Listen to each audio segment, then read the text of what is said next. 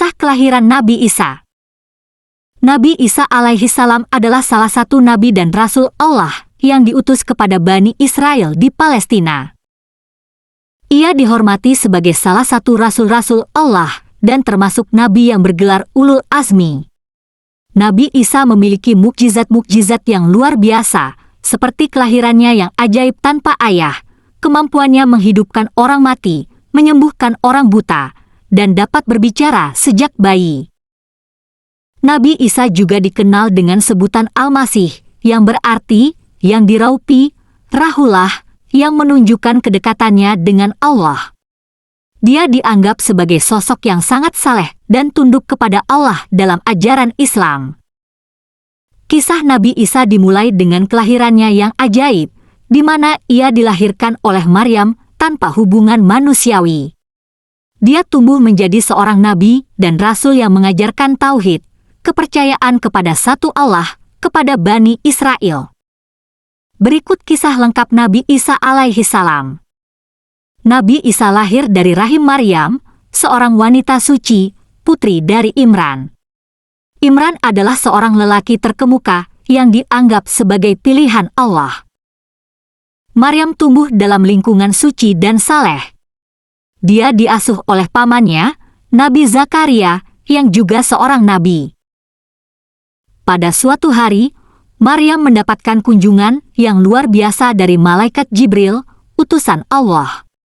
Malaikat Jibril membawa kabar gembira bahwa Maryam akan melahirkan seorang putra yang akan diberi nama Isa. Kabar ini membuat Maryam heran karena dia belum pernah bersentuhan dengan seorang laki-laki, dan kehamilan ini adalah mukjizat langsung dari Allah Subhanahu wa Ta'ala. Malaikat Jibril menjelaskan bahwa kelahiran Isa adalah bagian dari kehendak Allah yang menciptakan segala sesuatu dengan kalimat kun fayakun, jadi, maka jadilah. Maryam menerima kabar ini dengan pasrah dan berlindung kepada Allah dari setan yang ingin mempengaruhi pikirannya. Ketika tiba saatnya melahirkan, Maryam merasakan sakit yang hebat. Allah memberinya kemudahan dengan menurunkan buah kurma yang segar dari pohon kurma yang berada di sekitarnya. Terkait tempat kelahiran Nabi Isa, Allah berfirman dalam surah Maryam ayat 22-23.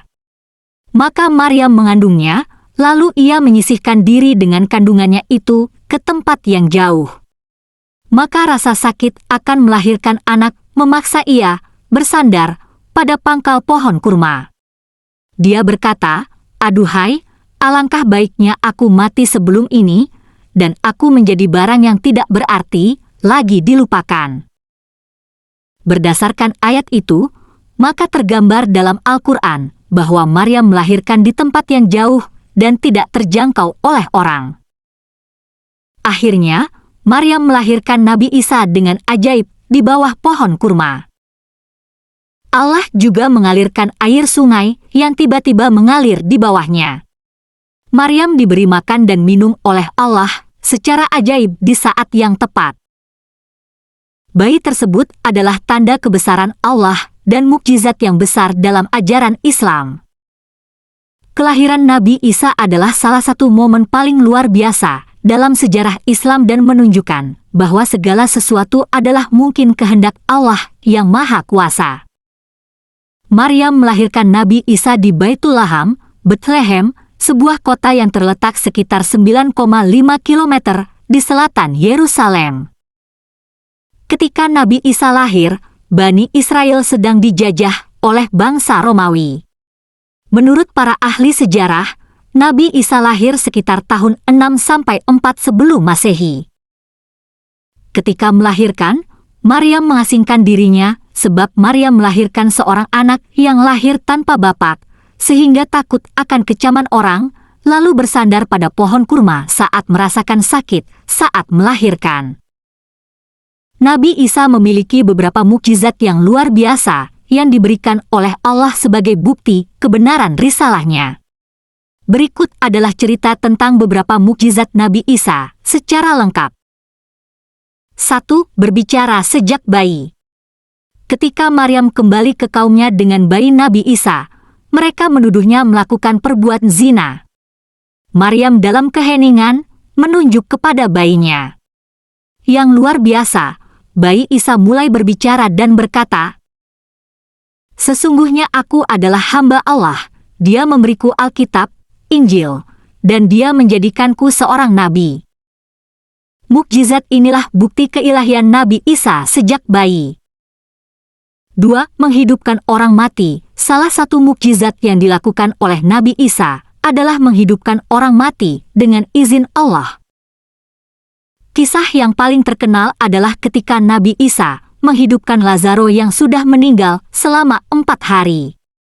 Dengan doa dan izin Allah, Isa mengembalikan Lazaro kepada kehidupan, membuat banyak orang menjadi saksi kebesaran Allah. 3. Menyembuhkan orang buta dan penyakit kulit, kusta. Nabi Isa juga diberi kemampuan untuk menyembuhkan orang buta sejak lahir dan menderita penyakit kulit, kusta, dengan menyentuhnya. Ia juga bisa menyembuhkan orang sakit lainnya dengan doa dan izin Allah. Mukjizat ini menunjukkan kekuatan dan kemurahan Allah Subhanahu wa Ta'ala. 4. Mengetahui hal-hal gaib. Nabi Isa juga memiliki pengetahuan tentang hal-hal gaib yang diberikan oleh Allah.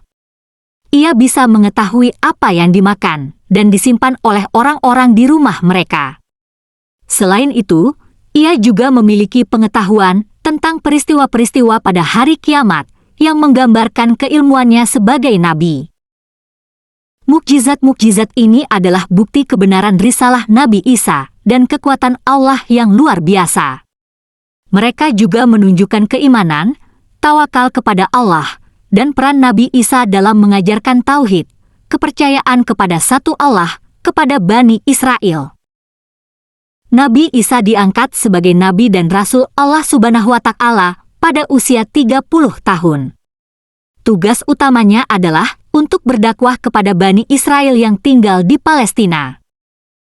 Selain itu, ia juga diberikan tugas untuk membenarkan kitab Taurat yang telah diturunkan kepada Nabi Musa sebelumnya. Selain mengoreksi penyelewengan yang telah terjadi dalam ajaran Taurat, Nabi Isa juga membawa kitab baru yang disebut Injil. Injil berisi petunjuk, cahaya, dan hukum-hukum bagi orang-orang yang bertakwa. Nabi Isa mengajak Bani Israel untuk menyembah Allah Subhanahu wa Ta'ala semata dan meninggalkan penyembahan terhadap berhala, dosa, serta kesesatan. Ia menyerukan kepatuhan kepada Allah dan mengkritik tindakan para ahli Taurat dan pemimpin Bani Israel yang telah merubah dan menyelewengkan ajaran Taurat sesuai kepentingan pribadi mereka. Nabi Isa tidak berdakwah sendirian, ia memiliki 12 sahabat setia yang disebut Hawariyun, para pembantu. Para sahabat ini adalah orang-orang yang percaya kepada risalah Nabi Isa dan dengan tulus membantunya dalam menyebarkan agama Allah. Meskipun Nabi Isa membawa ajaran yang benar dan mukjizat yang menakjubkan, tidak semua Bani Israel mau menerima dakwahnya. Sebagian besar dari mereka menolak dan bahkan memusuhi Nabi Isa. Mereka mencoba untuk membunuhnya karena merasa iri dan benci terhadap mukjizat-mukjizat yang dia tunjukkan.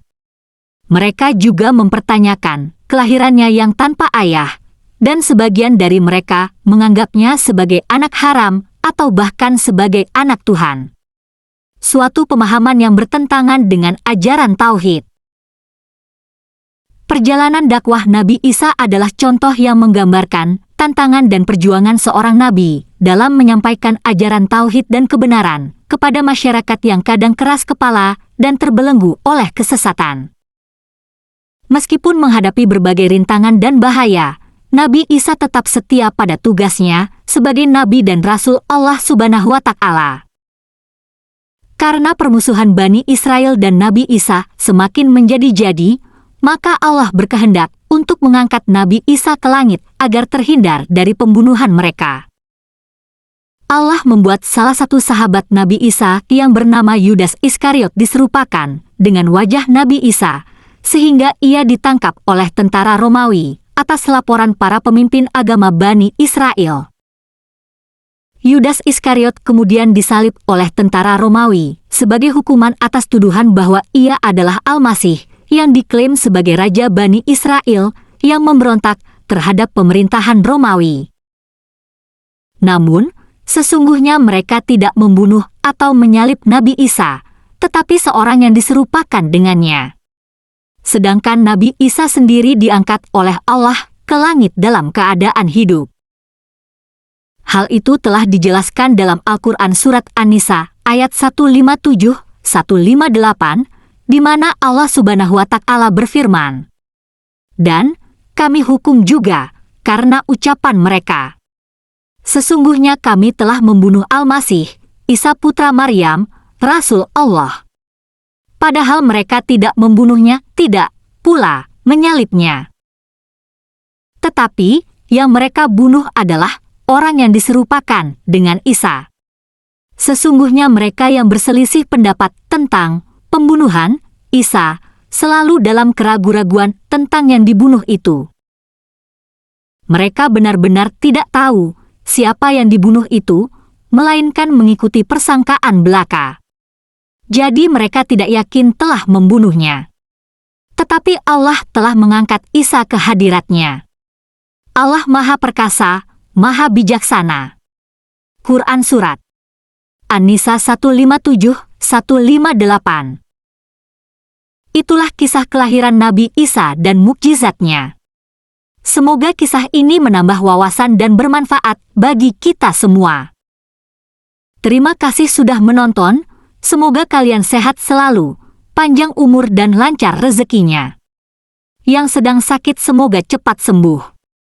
Amin amin ya robbal alamin. Subscribe, like, komen, dan share.